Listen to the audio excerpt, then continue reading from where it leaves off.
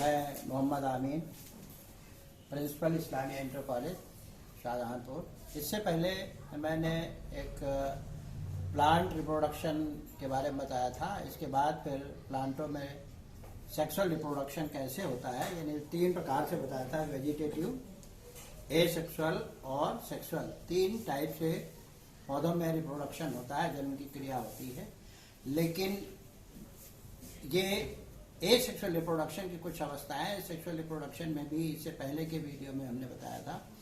अब asexual reproduction में जो मेल गैमेटोफाइट यानी मेल गैमेटेंजियम में मेल गैमेटोफाइट बनता है, जिसको हम पॉलन ग्रेन्स कहते हैं। यहाँ तक हमने अन्य वीडियो में बताया। इसके आगे के वीडियो आपके लिए हैं ये। तो मेल गैमेटोफाइट जिसको पॉलन ग्रेन्स कहते हैं, ये प्रत्येक पॉलन ग्रेन्स गोल या अंडाकार या विभिन्न आकार का हो सकता है। अलग अलग पौधों में अलग अलग प्रकार का होता है। जब पॉलन एंथर मैच्योर हो जाते हैं, इसमें पॉलन ग्रेन्स बन जाते हैं परागकोश में, तो ये लिबरेट होते हैं। लेकिन लिबरेट होने से पहले इनमें कुछ चेंजेस आते हैं, जनरेशन होते हैं। तो सबसे पहले हम पॉलन ग्रेन्स का स्ट्रक्चर देखते हैं कि प्रत्येक पॉलन ग्रेन्स गोल या अंडाकार होता है। इसकी जो बाहरी भित्ति होती है, ये दोहरी भित्ति का घिरा होता है, अर्थात इसकी 2 परतें होती हैं। इसमें बाहरी भित्ति और अंतःभित्ति, जिसको एक्साइन कहते हैं, और अंतःभित्ति को इंटाइन कहते हैं। एक्साइन जो होती है वो स्पोरोलैनिन नामक पदार्थ की बनी होती है, जो कि रेसिस्टेंट होती है, प्रतिरोधी होती है, और इसी के कारण ये बहुत दिनों तक पॉलन ग्रेन्स सुरक्षित रह सकते हैं। और इन्हीं पॉलन ग्रेन्स के से वैज्ञानिक जो हैं अन्य अध्ययन भी करते हैं, यानी जीवाश्म परागकणों का अध्ययन करते हैं। जबकि अंदर की भित्ति जो होती है, ये सेल्यूलोज, पेक्टोसेल्यूलोज की बनी होती है, पेक्टिन और सेल्यूलोज की, और ये पतली भित्ति होती है। बाहरी भित्ति कठोर होती है, और इस भित्ति में जो बाहरी भित्ति होती है, इसमें कुछ स्थानों पर पतली भित्ति हो जाती है। यहाँ पर स्पोरोलैनिन नामक पदार्थ कम मात्रा में अब नहीं पाया जाता है। इस स्थान को जर्मपोर कहते हैं। ये जर्मपोर वो स्थान है जहाँ से पॉलन ट्यूब का फॉर्मेशन, अर्थात पराग नलिका, जो नलिका बनती है, पॉलन ट्यूब बनती है, पराग नलिका बनती है, वो ये स्थान है। इसके पश्चात पराग कोश के अंदर ही अभी जर्मिनेशन होता है। ये लिबरेट नहीं होते हैं एंथर के अंदर। सबसे पहले ये एक कोश की संरचना होती है, बाद में इसका केंद्रक जो होता है ये दीवार की तरफ यानी वॉल साइड में मूव करता है, और ये 2 भागों में विभाजित हो जाता है, बड़ा केंद्रक और छोटा केंद्रक। बड़ा केंद्रक ट्यूब न्यूक्लियस कहलाता है, जिससे आगे चल करके पॉलन ट्यूब का फॉर्मेशन होता है। और दूसरा न्यूक्लियस, जिसे जनरेटिव न्यूक्लियस कहते हैं, ये जनरेटिव न्यूक्लियस से मेल गैमीट का फॉर्मेशन होता है।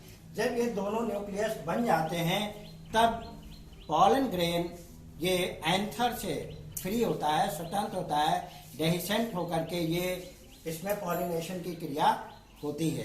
अब पॉलिनेशन किसे कहते हैं? पॉलिनेशन ये वो क्रिया है जिसमें एक पुष्प के परागकण यानी एंथर लोब से वर्तिकाग्र तक पहुंचते हैं।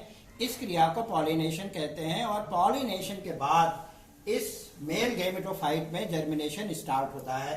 तो सबसे पहले जो जनरेटिव न्यूक्लियस है, जिसको जनरेटिव न्यूक्लियस ये एक्साइन इंटाइन की तरफ मूव करता है और वॉल की तरफ आ जाता है। बाद में इसमें ये दोनों डिवीजन भी सिंपल डिवीजन होते हैं। इसमें गुणसूत्र में कोई चेंजेस नहीं होता।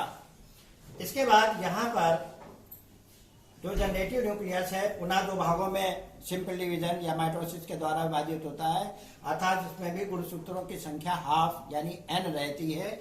और उसके बाद में जो दोनों न्यूक्लियस बन जाते हैं, ये अब दोनों मेल गैमीट कहलाते हैं। जो जर्मपोर है उस स्थान, जब ये परागन के बाद से स्टिग्मा पर ये पॉलन ग्रेन्स पहुंचते हैं, वहां पर इनका जर्मिनेशन इस तरह से होता है। एक्साइन फट जाती है, और जो पॉलन ट्यूब न्यूक्लियस होता है यानी ट्यूब न्यूक्लियस, ये इसके आउटग्रोथ के पास आ जाती है सबसे नीचे की तरफ। इसको पॉलन ट्यूब न्यूक्लियस कहते हैं। और छोटी सी आउटग्रोथ बनती है जिसे पॉलन ट्यूब कहते हैं। ये पॉलन ट्यूब जर्मिनेट होकर के स्टिग्मा से फिर ओव्यूल तक आती है।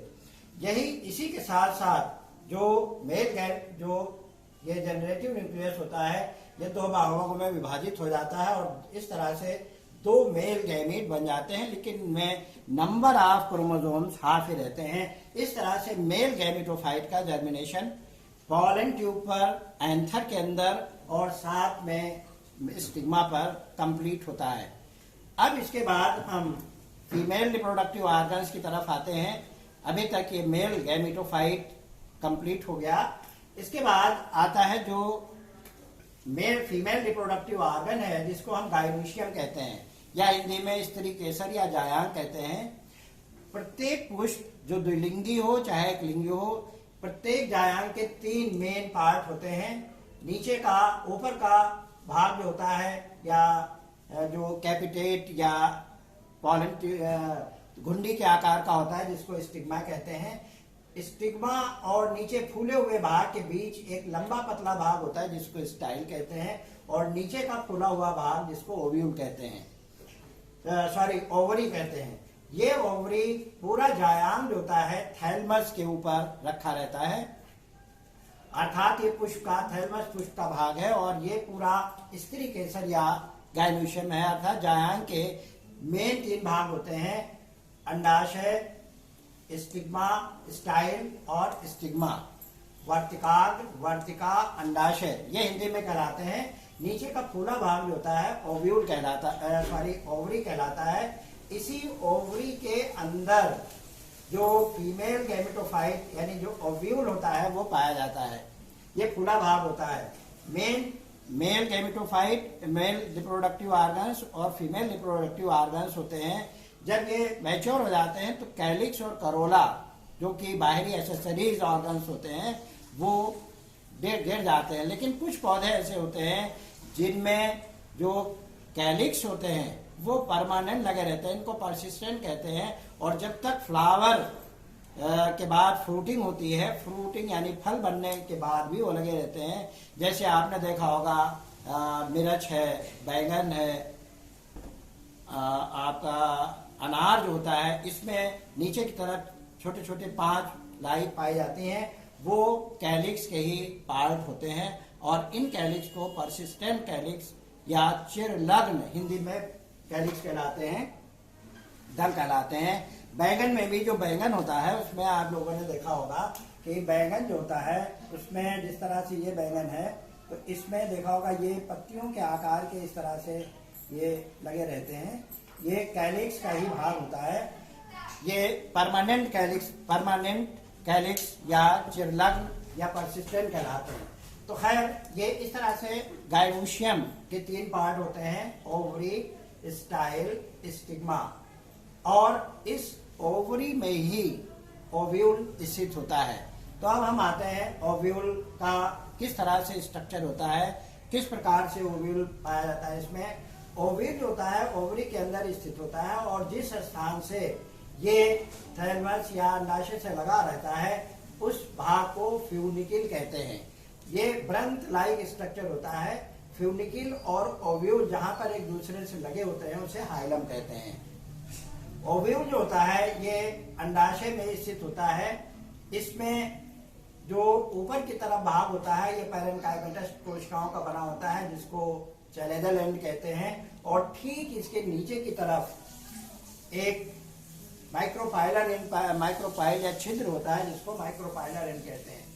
ये ओव्यूल 2 इंटेगुमेंट से यानी द्वि स्तरों से घिरा रहता है, जिनको इंटेगुमेंट कहते हैं, आउटर इंटेगुमेंट और इंटरनल इंटेगुमेंट। ये इंटरनल इंटेगुमेंट है। इंटरनल इंटेगुमेंट 2 पाए जाते हैं, आउटर और इनर। दोनों इंटेगुमेंट मिल करके इसका आवरण बनाते हैं, जो बाद में जब मैच्योर हो जाता तो यही बाद में परिपक्व होकर के बीज चोल, जिसको हम सीड कोड कहते हैं, और बाहर वाले से टेस्टा और अंदर वाले से टेगमेन का निर्माण होता है। तो अभी ये बात की बात है, अभी तो हम इसके स्ट्रक्चर में हैं। 2 स्तरीय होता है। ये बाहर वाले को बाहरी इंटेगुमेंट और स्तर और अंदर वाले को इंटरनल इंटेगुमेंट कहते हैं। इस तरह से हाइलन के प्लेस वो है जहां से ये इस फ्यूनिकल से जुड़ा रहता है।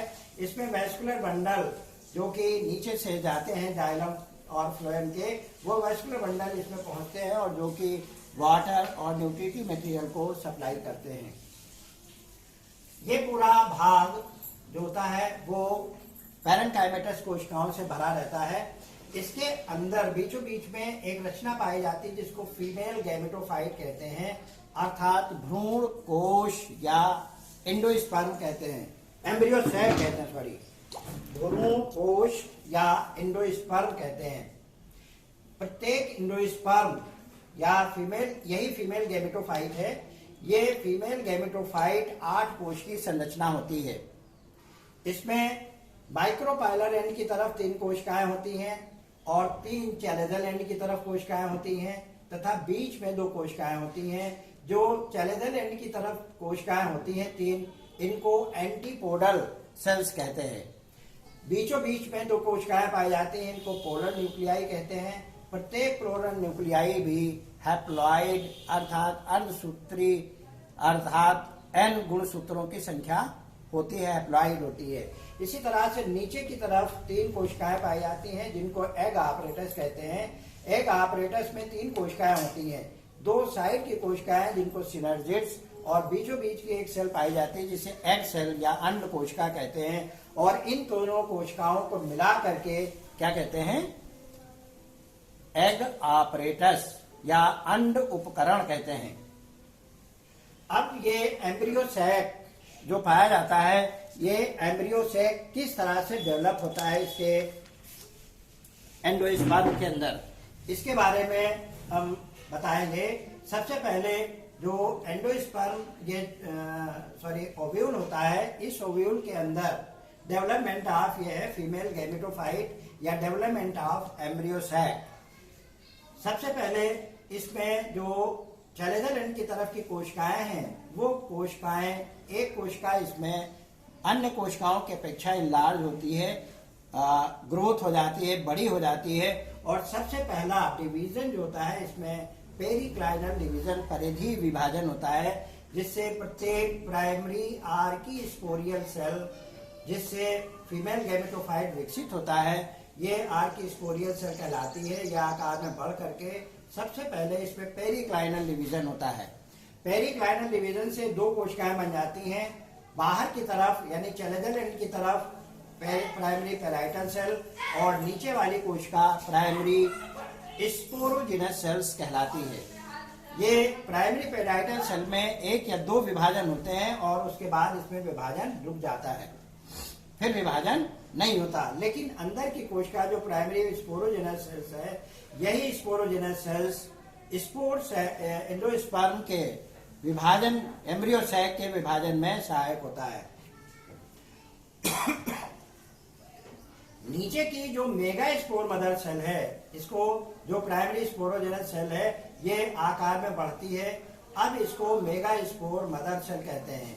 ये मेगा स्पोर मदर सेल में साइज इंक्रीज करता है अन्य कोशिकाओं की अपेक्षा से, और इसमें लीनियर विभाजन होता है।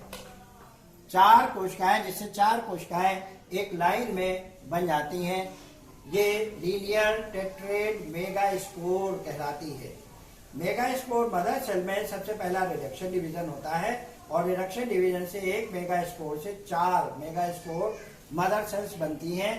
इनमें 4 मेगास्पोर मदर सेल्स में ऊपर की 3 मेगास्पोर मदर सेल डिस्ट्रॉय हो जाती हैं, डिसइंटीग्रेट हो जाती हैं या नष्ट हो जाती है। लेकिन जो निचली मेगास्पोर मदर सेल है, ये फंक्शनल होती है। इस तरह से यहाँ दिखाया गया लीनियर टेट्रेड मेगास्पोर। लेकिन इनमें चारों में ये 3 कोशिकाएं हैं। ऊपर की 3 कोशिकाएं डिजेनरेटिंग मेगास्पोर्स हैं और लोअर सेल फंक्शनल मेगास्पोर है। यही मेगास्पोर मदर सेल डेवलप करके एम्ब्रियो सैक का निर्माण करती है। अब क्या होती है कि जो फंक्शनल मेगास्पोर मदर सेल, जिसको हम फंक्शनल क्रियात्मक मेगास्पोर सेल्स कहते हैं, ये मेगास्पोर सेल साइज में बढ़ती है और साइज में बढ़ के इसके अंदर क्या होता है, सबसे पहले जो इसका न्यूक्लियस होता है वो एक सिंपल डिवीजन होता है। समसूत्री विभाजन होता है जिससे इनके गुणसूत्रों में कोई परिवर्तन नहीं होता। अब एक कोशिका जो होती है इसके 2 केंद्रक बन जाते हैं और प्रत्येक केंद्रक के चारों तरफ कोशिका द्रव्य एकत्रित होता है, जिनके चारों तरफ वॉल बन जाती है, जिससे ये 2 कोशिकाओं में या 2 केंद्रकों में विभाजित हो जाता है। इनके बीच में, दोनों केंद्रों के बीच वैक्यूल बन जाती है, अर्थात रिक्तिका बन जाती है, जिससे दोनों कोशिकाएं ये अपोजिट पोल पर, अर्थात एक चैलेंजर एंड की तरफ और एक माइक्रोपाइलर एंड की तरफ केंद्रक आ जाते हैं। तो पहला विभाजन ये हुआ समसूत्री विभाजन।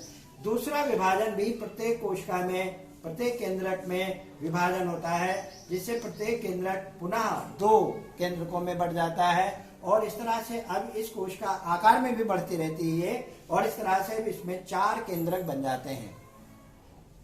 4 न्यूक्लिएटेड सेल्स का फॉर्मेशन हो जाता है, लेकिन ये कहाँ है? दोनों अपोजिट पोल पर है।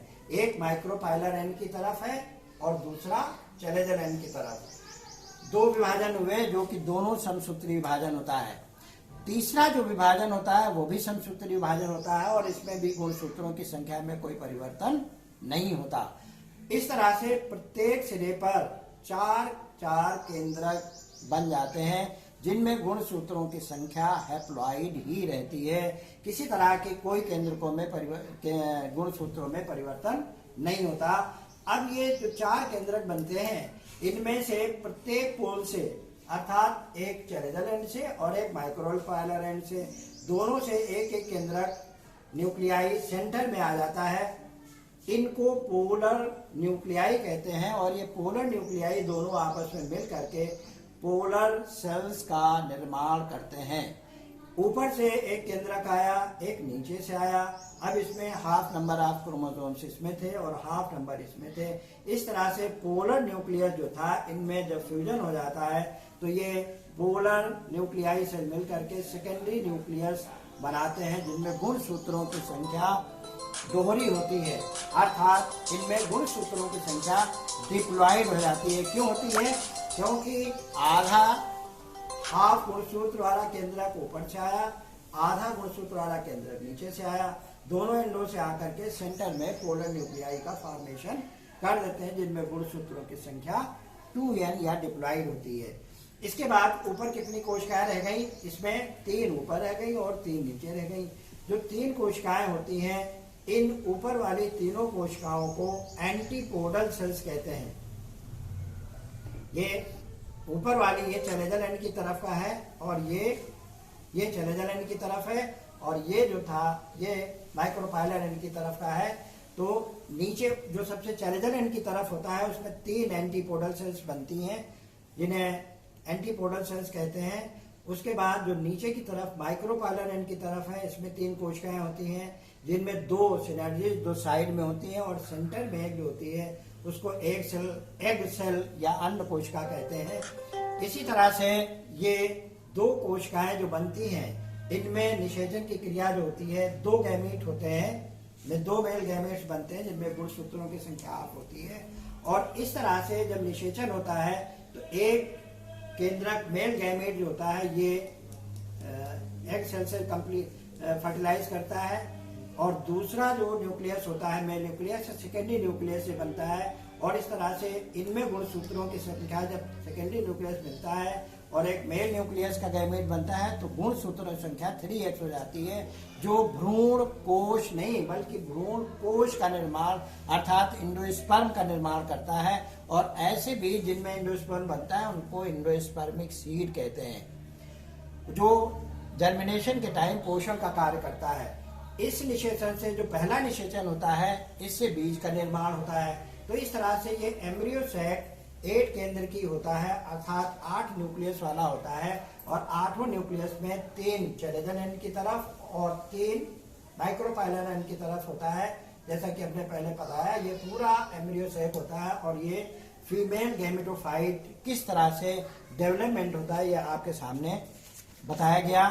अब इसके पश्चात हम आपको पॉलिनेशन बताएंगे। हालांकि बीजांडों के प्रकार हैं, बीजांड कई प्रकार के होते हैं। ये जैसे ये जो बीजांड आपके सामने बनाया गया है, ये एनाट्रोपस बीजांड है।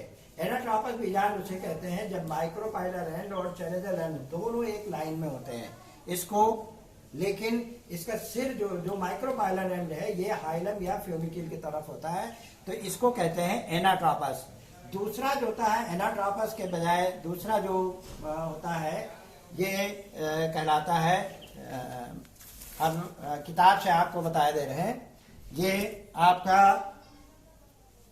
आर्थोट्रोपस है जिसमें माइक्रोपाइलर एंड चैलेंजर एंड तो एक चीज में है, लेकिन इसका जो हाइलम है वो नीचे की तरफ ही चैलेंजर एंड की तरफ ही रहता है, जबकि जो डायग्राम में बना हुआ है ये एनाट्रोपस है। इसी तरह से तीसरा जो है हेमीट्रोपस है जिसमें ये क्षैतिज अवस्था में आ जाता है, अर्थात पैरेलल अवस्था में होता है, लेकिन फ्यूनिक्यूल जो होता है ट्राइटेंगल होता है।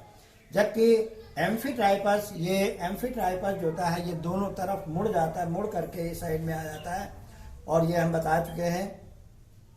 तो इस तरह से ये लास्ट वाला सर्सिनेट पूरा घूम जाता है। तो इस तरह से ये 6 प्रकार के ओव्यूल्स पाए जाते हैं जो अलग अलग पौधों में अलग अलग टाइप के होते हैं। अब हम आपको इसके बाद आपको पॉलिनेशन के बारे में बताएंगे, जो हम आपको वीडियो के जरिए नहीं बल्कि ऑडियो के जरिए, हो सकता है वीडियो भी भेज दें।